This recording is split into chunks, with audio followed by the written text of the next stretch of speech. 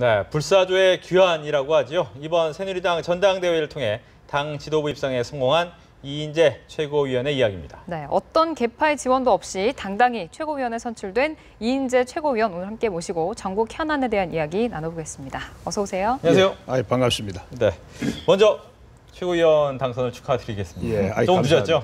감사합니다. 네. 예. 근데 초반에만 하도 이제 두 자리를 놓고 세 분이 후보가 싸우게 될 것이다 라고 하고 어떻게 보면 좀 멀리 돌아와서 새누리당에 돌아왔고 또 지역적인 기반 뭐 이런 부분에 대해서 좀 힘들지 않겠느냐 이런 또 예상도 있었는데 어떻게 당선이 됐다 이렇게 생각하시는 겁니까?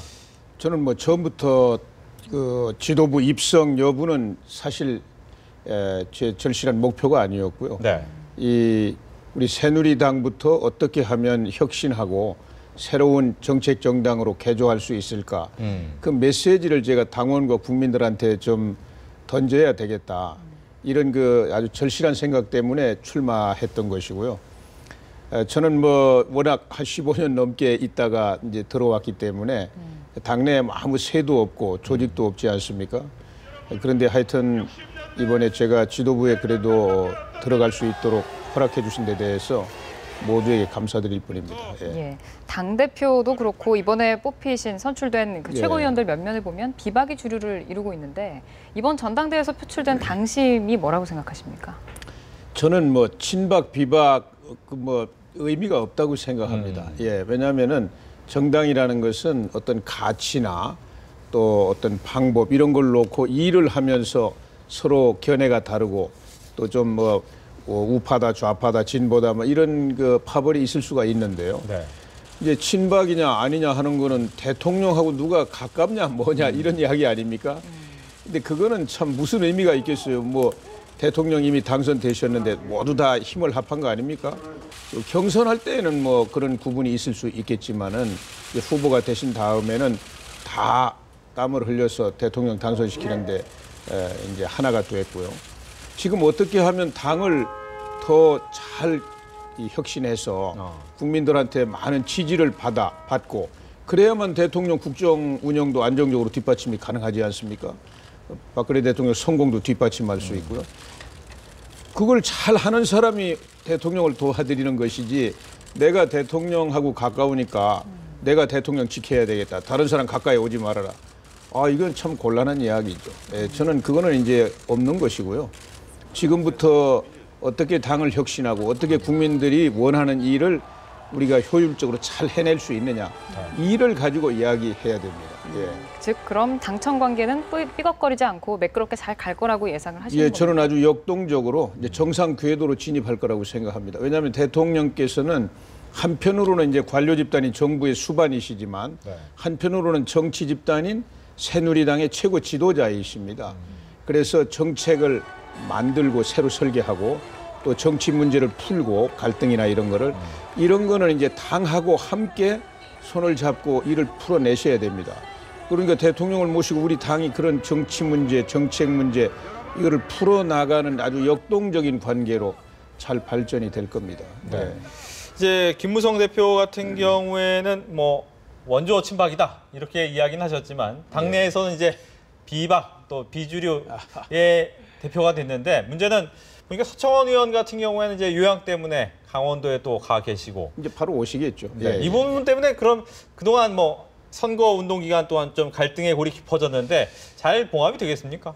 뭐 선거 때야 뭐 좀 감정 상하는 일도 있고 하지만 그러나 이제 지나간 물결 아닙니까? 정치는 끊임없이 이제 배가 어떤 그 자기 가야 될 그 목표를 향해서 가다 보면 이제 지나간 파도는 쳐다볼 겨를이 없는 거죠. 앞으로 미래를 보고 가는 것이기 때문에 뭐 그건 다 옛날 이야기가 돼버렸고요. 이제 김무성 대표나 서청원 대표나 다 아주 연부역강하신 그런 경험과 경륜을 가지고 계신 우리 당의 지도자들이고요. 또 뭐 옛날부터 한솥밥을 먹고 지낸 뭐 개인적으로 보면 뭐 형제 같은 이런 관계이기 때문에 저는 오히려 비온 뒤에 땅이 굳어지듯이 더 좋은 관계를 가지고 우리 당을 혁신하고 또 수많은 과제들이 있지 않습니까? 우리 당이 해결해야 될 지금 경제 문제다 뭐 실업 문제다 얼마나 힘든 일들입니까? 이걸 풀어나가는데 아마 힘을 합치면서 더 아주 좋은 관계로 발전할 겁니다. 예. 예. 이제 당직 인선도 남아 있는데 예. 김 대표가 소외된 사람들을 중심으로 예. 인선을 하겠다고 말씀을 하셨거든요. 예, 그럼 아주 평평 인사가 좋은 될까요? 생각이고요. 지금 이제 이 전당대회는 끝났지만 이 예. 재보궐선거 때문에 저도 뭐 오늘도 평택 갔다 오고 뭐 매일 현장을 다니고 있는데요.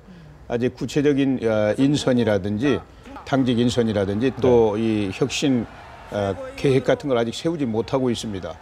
이제 당직 인선과 관련해서는 최고위원회 회의에서 어떤 원칙이나 이런 그 기준 같은 거 이런 걸 이제 논의를 하면서 아까 말씀하신 것처럼 이제 아무 과거에 무슨 뭐 어떤 그 낡은 파벌 의식이나 이런 거 다 헐어버리고 적재적소를 찾아서 그 자리에 제일 알맞는 능력을 가진 사람을 이제 중심으로 인선을 하게 될 겁니다. 예.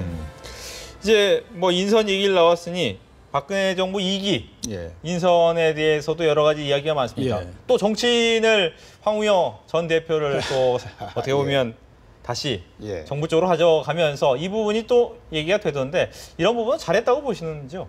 예, 이번에 이제 우리 당에서 현역 의원들이 몇 분 들어가셨죠. 경제부총리 가셨고 또 네. 여성가족부 장관 가셨고요. 또 이번에 황우여 대표께서 이제 지명을 받으셨는데 교육부 장관. 저는 우리 당에서 오랫동안 이 정치하고 행정 이거를 경험을 하신 경륜 가지신 분들이 가는 게 굉장히 안정적이고 예, 예측 가능한 이제 행정을 할 것이다 이렇게 생각하고요. 잘된 일이라고 생각합니다. 예. 이번 인사에서도 근데 어쨌든 2명은 낙마를 했지 않습니까? 예, 예. 김기춘 비서실장 책임론이 또 나오고 있습니다. 김기춘 비서실장은 이제 대통령의 분신 아닙니까? 대통령의 그림자 같은 역할을 하시는 분이지 네. 무슨 독립적인 지위와 권한을 갖고 계신 분은 아닙니다. 그래서 김기춘 비서실장께서 일을 잘 하셨는지 또 책임질 일이 있는지는 누구보다도 대통령께서 제일 잘 아실 거 아닙니까? 그래서 뭐 그런 문제를 좀 제기하는 건 좋지만은 궁극적으로 대통령께 그 책임 여부를 묻는 문제는 일임하시는 게 저는 정치 도의상 옳다고 생각하고요. 특히 야당에서 너무 집요하게 이렇게 공세하는 것은 저는 그렇게 뭐 좋아 보이질 않습니다. 예. 네. 이제 재보궐선거 이야기로 넘어가 보겠습니다. 예. 오늘도 뭐 평택을 다녀오셨다고 예. 하는데 직접 다녀보면 그 현장 분위기라는 게 느껴지지 않습니까? 어떻던가요? 지금 뭐 어렵습니다. 이제 이 선거라고 하는 것은 뭐 크든 작든 네. 또 이 재보궐선거는 또 투표율이 아주 낮지 않습니까?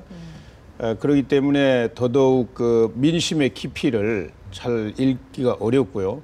여론조사 뭐 많이 나오고 하지만 여론조사는 뭐 저희 당이 그렇게 크게 불리한 것 같지 않지만 그러나 어떤 변화가 언제 어떻게 이제 일어날지 알 수가 없고요.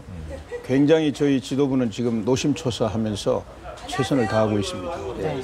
여당의 이번 치명타는 뭐 인사 논란이 될 것 같고 야당 같은 경우에는 공천 논란이 될 것 같은데 권은희 후보의 공천 어떻게 보셨습니까? 저는 제가 뭐 정파를 떠나서 네. 권은희 후보 공천하는 걸 보고 너무 실망했어요.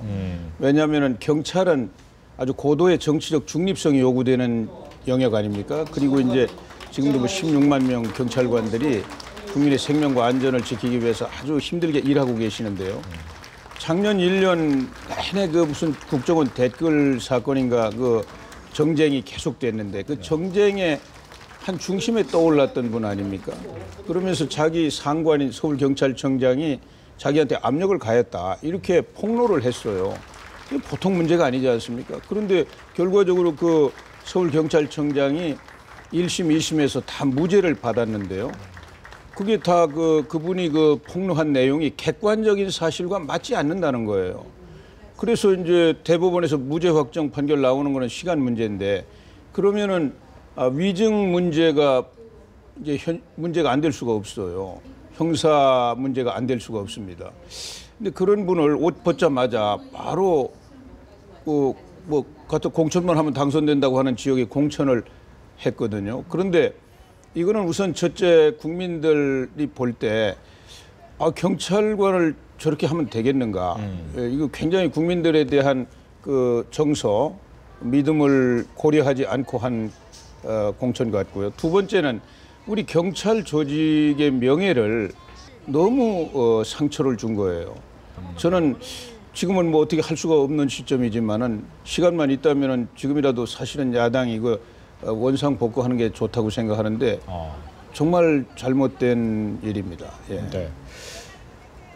새누리당 입장에서는요, 또 예. 박근혜 대통령 마케팅 지난 6.4 지방선거 때는 사용을 했는데 예. 이번에는 좀 박 대통령 없이 선거를 치르겠다라고 이야기를 하지 않습니까? 이 부분은 어떻게 생각하십니까? 근데 이제 그거는 뭐 무슨 어떤 의도를 가지고 그렇게 네네네. 한 건 아니고요. 지난번 그 박근혜 대통령 지방선거 때는 그 세월호 참사 충격 때문에 너무 온 국민이 다 힘들었지 않습니까? 예. 대통령께서도 눈물도 흘리시고 그래서 이제 그 충격을 극복하기 위해서 대통령한테 힘을 좀 실어주셔야 되지 않겠느냐 이렇게 저희들이 호소드렸던 것이지 뭐 대통령 마케팅 하려고 일부러 그랬던 건 아니고요. 네. 이번에도 저희들 열심히 뭐 여러 가지 그 인물론이라든지 또 지역 발전론이라든지 이런 거 이야기하고 있지만 앞으로 대통령께서 임기가 3년 7개월 남으셨잖아요. 그렇죠. 그래서 요번 요 보궐선거가 15분 이제 국회의원 다시 뽑는 거기 때문에 여기서 새누리당이 안정 과반 의석을 넘느냐 못 넘느냐가 결정되거든요. 그래서 대통령 3년 7개월 안정적으로 국정을 좀 뒷받침해 드리기 위해서 과반 의석을 좀 넘겨달라고 호소를 하고 있습니다. 예. 네. 또 한 가지는 뭐 새누리당 입장에서는 과반을 넘겨서 안정적 의석 확보가 중요하다라고 하지만 새정치민주연합에서는 그걸 좀 막자 이런 생각을 갖고 있는데 최근에 보니까 이제 정의당과 표가 좀 나뉘면서 예. 야권연대 이야기 나오는데 쉽진 않다라고 보이기도 하는데 야권연대 어떻게 될 거라고 예상하십니까? 저는 그 야권연대, 야권이기 때문에 연대해서 여당하고 1대1 구도를 만들어서 싸워야 된다. 이 논리가 네. 아주 잘못된 논리 아닙니까? 아니 다당제, 뭐 복수정당제를 채택하는 나라에서 각 정당이 자기들의 정체성, 자기들의 정책을 가지고 후보를 내놓고 계속 선거에 나가서 싸워야 되는 거 아닙니까? 여당을 이겨야 되는 그 목적을 위해서는 그냥 그런 정책의 노선이나 가치 차이 상관없이 무조건 뭐 단일화해야 된다. 아 이거 아주 잘못된 이야기죠. 저는 그래서 이제 전에 그렇게 무분별하게 하다 보니까 야당이 이제 통진당도 뭐 선거 단일화, 후보 단일화 해가지고 이제 그 의회에 대거 입성할 수 있도록 이렇게 만드는 비판 때문에 큰 문제가 됐었고요.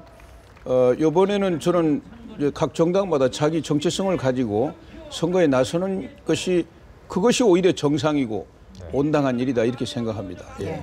충청 출신 의원이시기 때문에 이번에 예. 충청 지역이 좀 판세를 가를 지역 중에 한 군데로 꼽히거든요. 예, 충청이 3군데입니다. 예. 어떻게 예상하고 계십니까? 예, 저희들 뭐 현재로서는 예, 충주는 뭐 비교적 안정권에 들어와 있는 것 같고요. 물론 뭐 저희들 최선을 다해야 되겠지만은 네. 나머지 두 곳은 상당히 열심히 해야 됩니다. 지금 예, 대덕하고 서산은 열심히 해야 됩니다. 예. 네.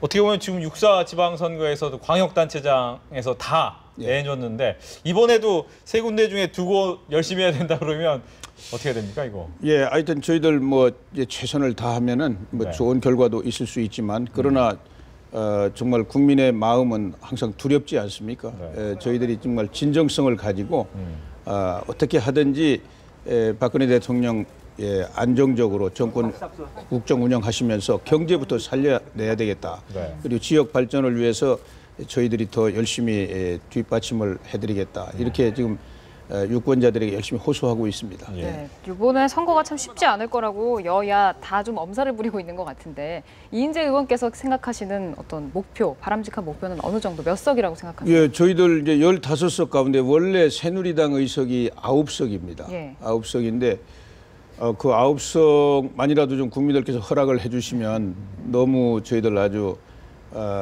이 굉장한 그 기쁨이고 또 승리입니다. 예, 그 9석을 목표로 저희들 열심히 뛰고 있는데 네. 하여튼 뭐 우선 4석은 과반 의석을 차지하는데 4석은 절실하게 필요하고요.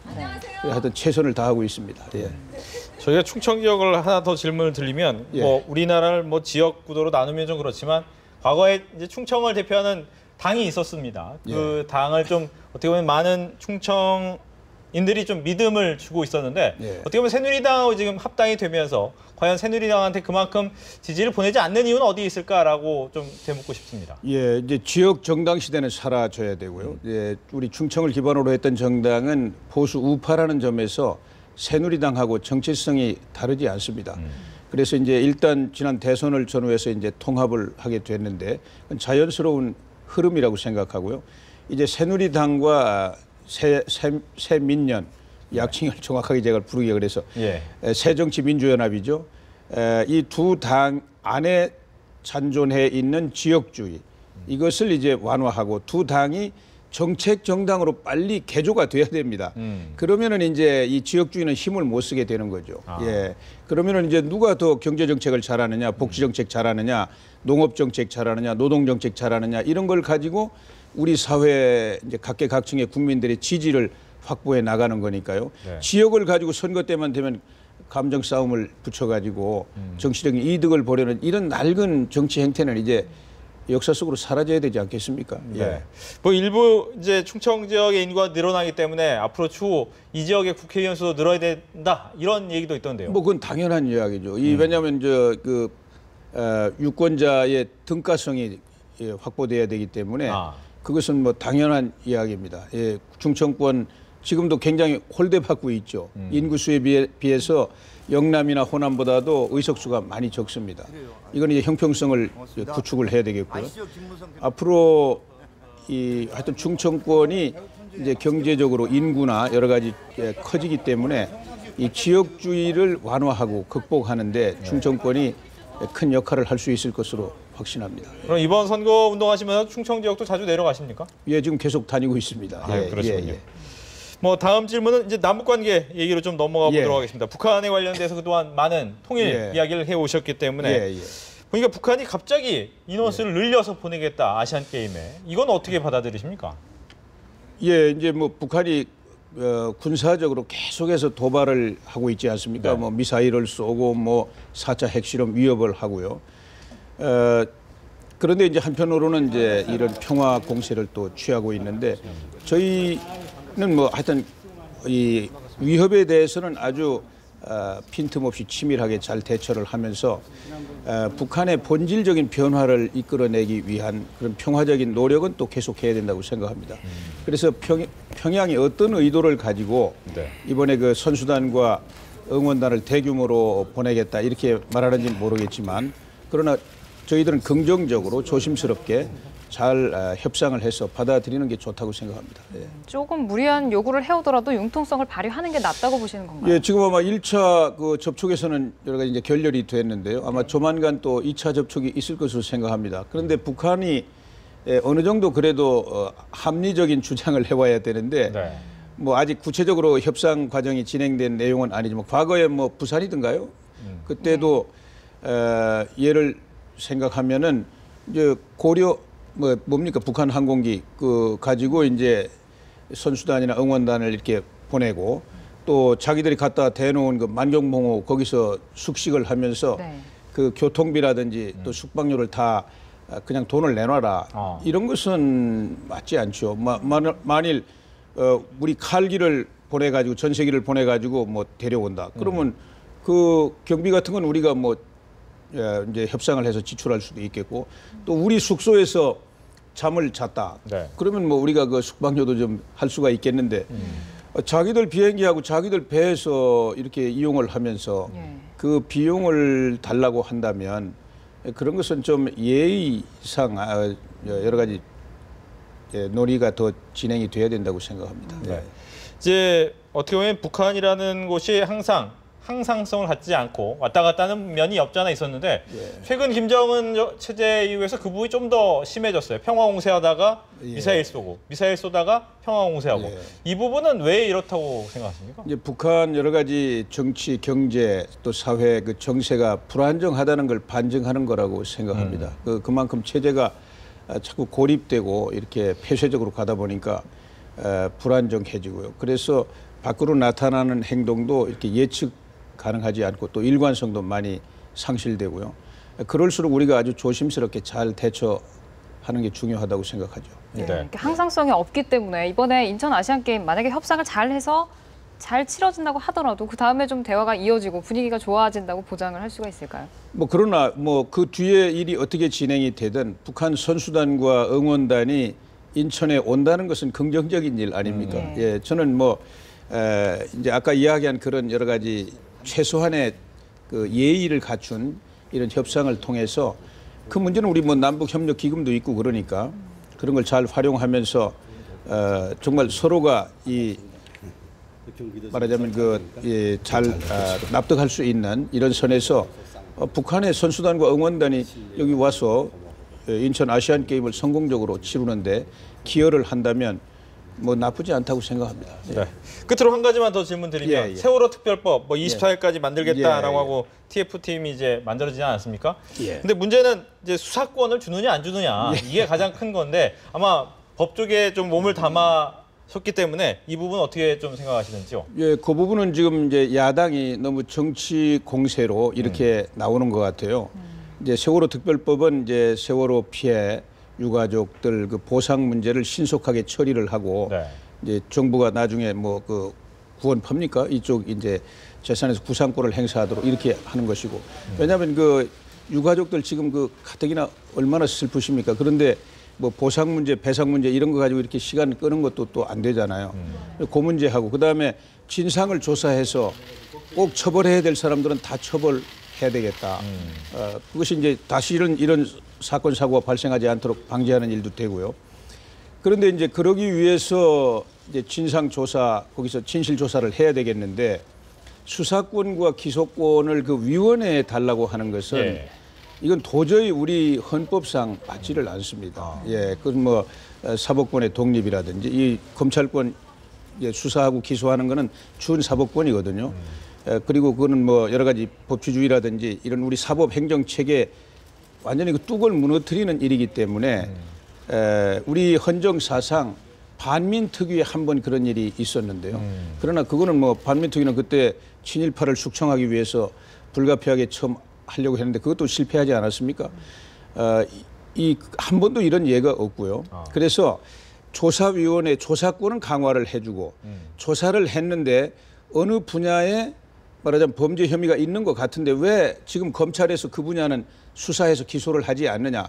이렇게 조사위원회에서 결론을 내면 그러면 여야가 이제 특별검사에 그 분야를 넘겨가지고 특별검사가 특별히 수사해서 기소할 수 있도록 이렇게 하겠다고 저희 당에서 이야기를 하고 있는데 그 조사위원회 자체에다가 수사권, 기소권을 소추권을 넘겨달라고 하는 것은 이것은 도저히 우리나라 사법체계상 뭐 용납될 수가 없는 일입니다. 뭐 야당도 사실 알고 계실 텐데 지금 좀 약간은 그 정치적인 공세를 하고 있는 거 아닌가 생각합니다. 아마 아까 여기 뉴스를 보니까 TF팀에 이제 전권을 위임한다고 하는데 거기서 잘 해결될 것으로 생각합니다. 뭐 전권 위임돼도 아마 그 부분만큼은 새누리당에서 양보할 수는 없다라고 보시는 겁니다. 그건 뭐 양보의 대상이 아닙니다. 그거는 뭐 오히려 야당이 통 크게 결단을 내려줘야만 될 문제입니다. 아무 문제가 없어요. 그 문제 이 분야는 왜 어느 분야는 왜 여기도 수사해서 처벌받게 해야 되는데 왜 조사 안 하느냐, 수사 안 하느냐 검찰에서 그렇게 합의만 되면 바로 그 특별검사한테 넘기면 되니까요. 네, 이렇게 해서 지금까지 새누리당 이인재 최고위원과 함께 이야기 나눠봤습니다. 오늘 이야기 잘 들었습니다. 감사합니다.